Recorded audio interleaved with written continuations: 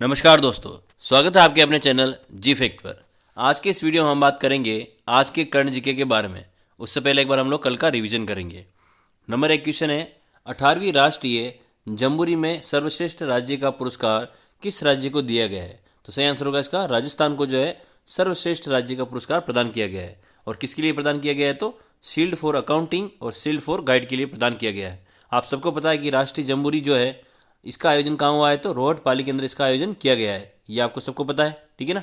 रोहट पाली के अंदर जो है इसका आयोजन किया गया था और राजस्थान को इसमें जो है सर्वश्रेष्ठ राज्य का पुरस्कार मिला है।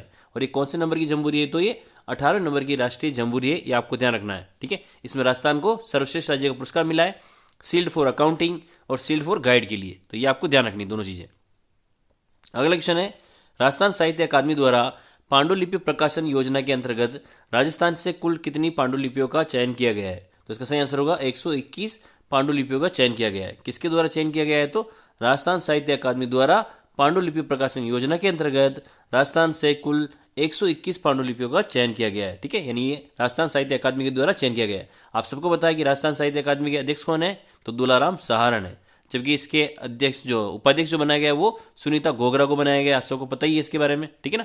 तो ये दोनों चीज़ आपको ध्यान रखनी है। सुनीता गोगरा तो क्या है? इसकी उपाध्यक्ष है। साथ ही दुलाराम सहारण कौन है? तो इसके अध्यक्ष है। और इसने जो है पांडुलिपियों कितनी पांडुलिपियों का चयन किया है? तो 121 पांडुलिपियों का इन्होंने चयन किया है। तो यह भी आपको ध्यान रखना है। अगला है, भीलवाड़ा जिला प्रशासन द्वारा भीलवाड़ा महोत्सव का आयोजन कब से किया जाएगा? तो आंसर होगा 12 से 14 जनवरी 2023 भीलवाड़ा महोत्सव का आयोजन किया गया है। तो ये आपको ध्यान रखना है, ठीक है। अगला है, ऊँटनी के दूध से पाउडर बनाने के लिए राष्ट्रीय ऊँट अनुसंधान केंद्र बीकानेर ने किस कंपनी के साथ एमओयू किया है? तो आंसर होगा इसका, लेक्टो पर्ल कंपनी के साथ में समझौता किया गया है। यहाँ पर जो है ऊँटनी के दूध से क्या बनाया जाएगा? पाउडर बनाया जाएगा। ये आपको ध्यान रखना है। और ये भी याद रखना है कि राष्ट्रीय ऊँट अनुसंधान केंद्र कहाँ है? तो बीकानेर के अंदर जो है राष्ट्रीय ऊँट अनुसंधान केंद्र है। और इसके दूध से पाउडर बनाने के लिए किसके साथ एमओयू हुआ है? तो लेक्टो पर्ल कंपनी के साथ में यहाँ पर एमओयू हुआ है। तो दोनों चीज़ें आपको ध्यान रखनी है।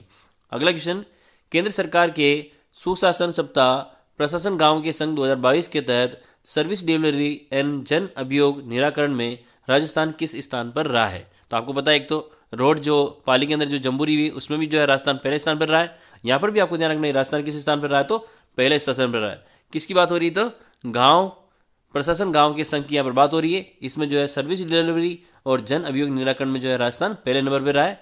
सेवा प्रदायगी में अलवर कौन रहा है? अलवर रहा है यहाँ पर प्रथम नंबर पर। साथ ही याद रखना, जन अभियोग निराकरण में जो है जयपुर प्रथम रहा है। यानी सेवा अदायगी में कौन प्रथम है? तो अलवर है। इसके अलावा जन अभियोग निराकरण में कौन है? तो जयपुर है। और राजस्थान जो है पहले नंबर के अंदर इसमें आया है। किसकी बात हो रही है? तो प्रशासन गाँवों के संघ अभियान की यहाँ पर बात हो रही है। तो ये सारी चीज़ें आपको ध्यान रखनी है। अगला क्वेश्चन है, justice Hidayatullah life time achievement award किसे दिया गया है? तो आंसर होगा इसका, देवेंद्र कुमार माथुर को। याद रखना पुरस्कार का नाम क्या है? तो justice Hidayatullah life time achievement award. तो किसको दिया गया है? तो देवेंद्र कुमार माथुर को दिया गया है। ये आपको ध्यान रखना है। अगला है, 16 से 17 जनवरी को राजस्थानी कला साहित्य उत्सव मेध पाठ का आयोजन कहाँ किया जाएगा? तो आंसर होगा इसका, उदयपुर के अंदर इसका आयोजन किया जाएगा। किसकी बात हो रही है? तो यहाँ पे राजस्थानी कला साहित्य उत्सव मेध पाठ की यहाँ पर बात हो रही है, जिसका आयोजन होगा 16 से 17 जनवरी को। और जो कहाँ पर आयोजित होगा? तो उदयपुर के अंदर आयोजित किया जाएगा। ये आपको ध्यान रखना है। अगला है, चंबल पर बने तीनों बांध राणा प्रताप सागर, जवाहर सागर और कोटा बैराज के जीर्णोद्धार के लिए विश्व बैंक के द्वारा कितने करोड़ रुपए की वित्तीय मंजूरी दी गई है? आंसर होगा इसका, 183 करोड़ रुपए की यहाँ पर वित्तीय मंजूरी प्रदान की गई है। आपको सबको पता है कि राजस्थान और मध्य प्रदेश की ये चंबल जो परियोजना है, राजस्थान और मध्य प्रदेश की इसमें 50-50 पार्टनरशिप है। आप सबको पता है इसमें राणा प्रताप सागर और जवाहर सागर पर तो विद्युत का उत्पादन किया जाता है और कोटा बैराज के ऊपर जो है पेयजल और सिंचाई के लिए इसका यूज किया जाता है। याद रखना कि सबसे पहले अगर चंबल नदी में अगर राजस्थान में प्रवेश की बात करें तो राणा प्रताप सागर सबसे पहला बांध है, उसके बाद में जवाहर सागर और उसके बाद में कौन सा है? कोटा बैराज। तो ये सारी चीज़ें आपको ध्यान रखनी है। और इसमें विश्व बैंक ने जो है इसमें 183 करोड़ रुपये इसको वित्तीय स्वीकृति प्रदान की है। तो ये भी आपको ध्यान रखना है। अगला है, देश का सबसे बड़ा 50 बेड का बोन मैरो ट्रांसप्लांट सेंटर राज्य में कहाँ पर बनाया जा रहा है? तो सही आंसर होगा इसका, जयपुर के अंदर जो है बोन मैरो ट्रांसप्लांट सेंटर बनाया जा रहा है, ठीक है। अगला क्वेश्चन है, G20 के रोजगार कार्य समूह की बैठक का आयोजन कहाँ किया जाएगा? तो आंसर होगा इसका, जोधपुर के अंदर जो है G20 के रोजगार कार्य समूह की बैठक का आयोजन किया जाएगा। अच्छा क्वेश्चन है, यह भी आपको ध्यान रखना है, ठीक है। अब हम लोग करेंगे आज के करंट जीके के क्वेश्चन। नंबर 1, राजस्थान में विश्वविद्यालयों के लिए नए कुलपति बनाने के लिए सर्च कमेटी बनाई गई है, इसके अध्यक्ष किसको बनाया गया है? काफ़ी अच्छा क्वेश्चन है, मोस्ट इंपॉर्टेंट क्वेश्चन, आप तरीके से मान सकते हैं इसको। ऑप्शन नंबर है जस्टिस एस कुलश्रेष्ठ, बी है जस्टिस कूडी, सी है पंकज मित्तल, डी है देवकिशन मेहता। तो यहाँ से आंसर होगा जस्टिस एस कुलश्रेष्ठ के नाम से जो है कमेटी बनाई गई है।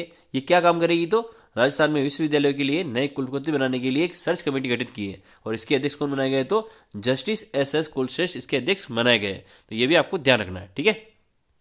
राजस्थान में विश्वविद्यालयों के लिए नए कुलपति बनाने के लिए सर्च कमेटी बनाई गई है, इसके अध्यक्ष जस्टिस एस कुलश्रेष्ठ है। याद रखना है कौन अध्यक्ष है? तो जस्टिस एस कुलश्रेष्ठ। ये क्या करेंगे? जो विश्वविद्यालय के जो नए कुलपति बनाए जाते हैं उनके गठन के लिए एक कमेटी बनाई गई, इनके ये अध्यक्ष है। तो ये आपको ध्यान रखना है, ठीक है। अगला क्वेश्चन है 83वें अखिल भारतीय पीठासन अधिकारी सम्मेलन का उद्घाटन किसके द्वारा किया गया है?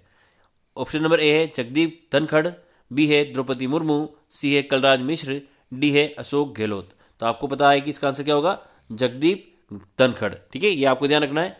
ये जो है 83वें अखिल भारतीय पीठासन अधिकारी सम्मेलन का जो उद्घाटन है जगदीप धनखड़ के द्वारा किया गया है। तो ये आपको ध्यान रखना है, ठीक है।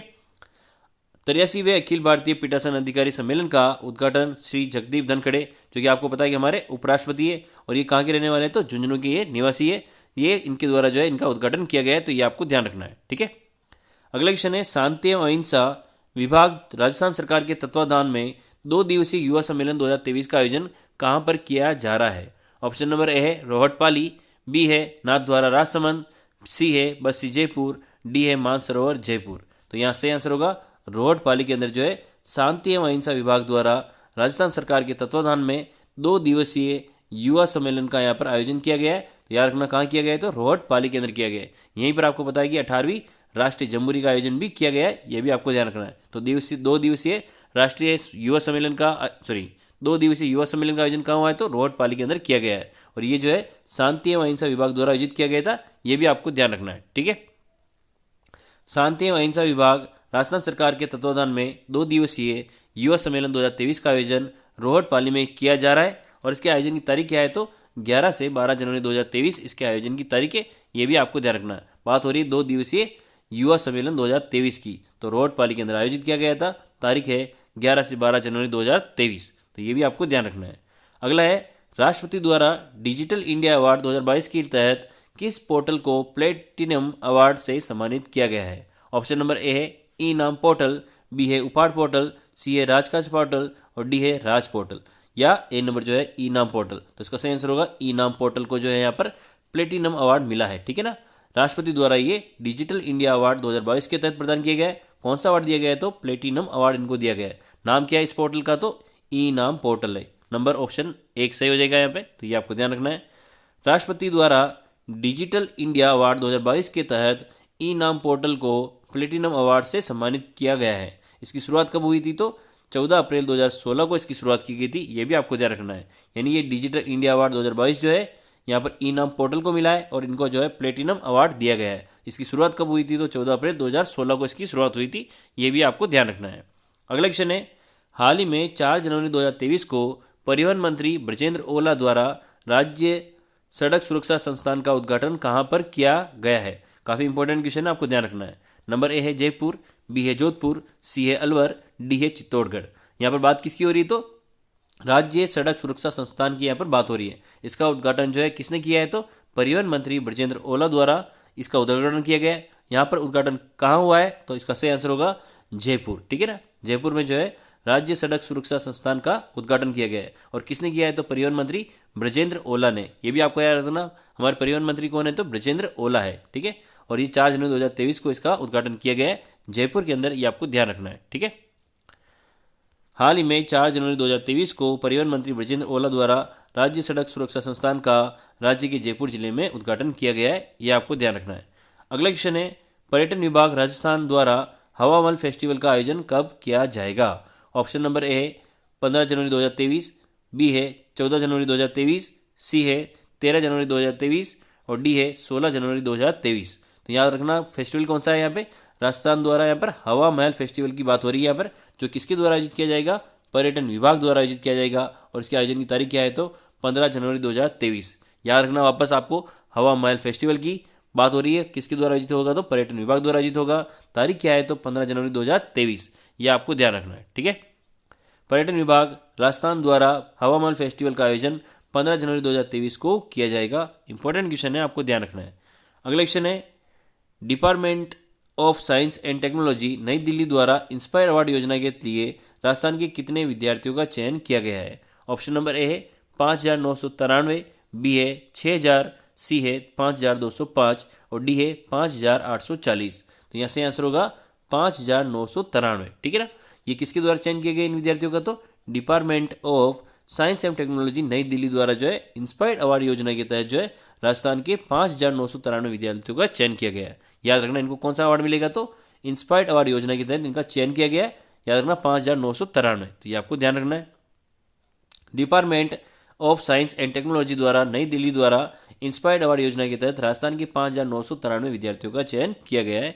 अगला क्वेश्चन लेते हैं हम लोग, 32वां सड़क सुरक्षा सप्ताह कार्यक्रम कब से चलाया जा रहा है। ऑप्शन नंबर ए है 11 से 17 जनवरी 2023, बी है 12 से 18 जनवरी 2023, सी है 5 से 15 जनवरी 2023 और डी है 5 से 20 जनवरी 2023। तो यहाँ पे यह आंसर होगा इसका 11 से 17 जनवरी 2023। यहाँ पर सड़क सुरक्षा सप्ताह की बात हो रही है, जो कि 32वें नंबर का है, ये भी आपको ध्यान रखना है, ठीक है। 32वां सड़क सुरक्षा सप्ताह कार्यक्रम 11 से 17 जनवरी 2023 तक चलाया जा रहा है, तो ये आपको ध्यान रखना है। अगला क्वेश्चन है, इंग्लिश चैनल को पार करने वाली प्रियंका गहलोत का संबंध राज्य के किस जिले से है। ये भी काफ़ी अच्छा क्वेश्चन है कि भाई इंग्लिश चैनल को पार करने वाली प्रियंका गहलोत जो है किस जिले से निवास करती है, आपको ध्यान रखना है। तो ऑप्शन नंबर ए है जोधपुर, बी है जयपुर, सी है बीकानेर और डी है उदयपुर। तो यहाँ से आंसर होगा जोधपुर जिले की ये रहने वाली है प्रियंका गहलोत, इनका नाम है। इन्होंने जो हाल ही में इंग्लिश चैनल को पार किया है, ये याद रखना जोधपुर जिले की ये निवासी है। तो ये सारी चीज़ें आपको ध्यान रखनी है। इंग्लिश चैनल को पार करने वाली प्रियंका गहलोत का संबंध राज्य के जोधपुर जिले से। इंपॉर्टेंट क्वेश्चन है, आपको ध्यान रखना है, ठीक है ना। अगला क्वेश्चन है, RCDF में दूध संकलन के लिए राजस्थान को देश में कौन सा स्थान प्राप्त हुआ है। ऑप्शन नंबर है तीसरा, बी है दूसरा, सी है पहला और डी है पांचवा। तो यहाँ से आंसर होगा तीसरा। RCDF में दूध संकलन में राजस्थान को जो देश में तीसरा स्थान प्राप्त हुआ है, ये आपको ध्यान रखना है, ठीक है। RCDF जिसकी फुल फॉर्म है राजस्थान कोऑपरेटिव डेयरी फेडरेशन, इसमें दूध संकलन में राजस्थान को देश में तीसरा स्थान प्राप्त हुआ है। RCDF की स्थापना कब हुई थी, तो 1977 को इसकी स्थापना हुई थी। सबसे बड़ी डेयरी कौन सी है, तो रानीवाड़ा साचोर जालोर के अंदर स्थित जो है सबसे बड़ी डेयरी है, ये आपको ध्यान रखना है। तो ये सारी इंपॉर्टेंट चीज़ें मैंने आपको बताई। भाई RCDF की फुल फॉर्म क्या है, तो राजस्थान कोऑपरेटिव डेयरी फेडरेशन इसकी फुल फॉर्म है।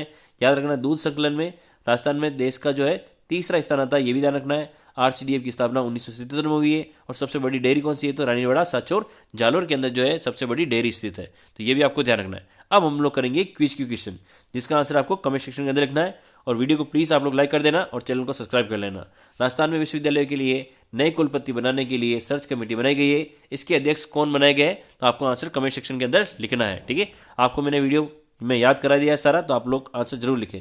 राष्ट्रपति द्वारा डिजिटल इंडिया अवार्ड 2022 के तहत किस पोर्टल को प्लेटिनम अवार्ड से सम्मानित किया गया है, तो इन दोनों के आंसर आपको कमेंट सेक्शन में लिखना है। वीडियो को प्लीज़ लाइक करें, चैनल को सब्सक्राइब करें। जय हिंद, जय भारत।